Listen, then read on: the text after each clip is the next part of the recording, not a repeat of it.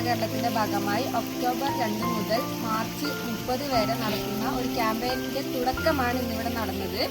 അപ്പോൾ നല്ലൊരു കേരളത്തിന് വേണ്ടി നിങ്ങളെല്ലാവരും ഞങ്ങളെ സപ്പോർട്ട് ചെയ്യണം, ഞങ്ങൾ കൂടെ ഉണ്ടാവണം. 2 മുതലാണ് ഇത് ആരംഭിച്ചത്.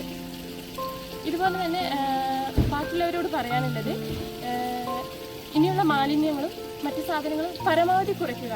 അതായത് നമുക്കും മണ്ണിനും മനുഷ്യനും പ്രകൃതിക്കും മൊത്തം വളരെയധികം ബുദ്ധിമുട്ടാണ്. പരമാവധി ഞങ്ങൾ കുറച്ചുകൊണ്ട് ഇതിൻ്റെ കൂടെ ചേർന്ന് പ്രവർത്തിക്കാൻ നോക്കുക.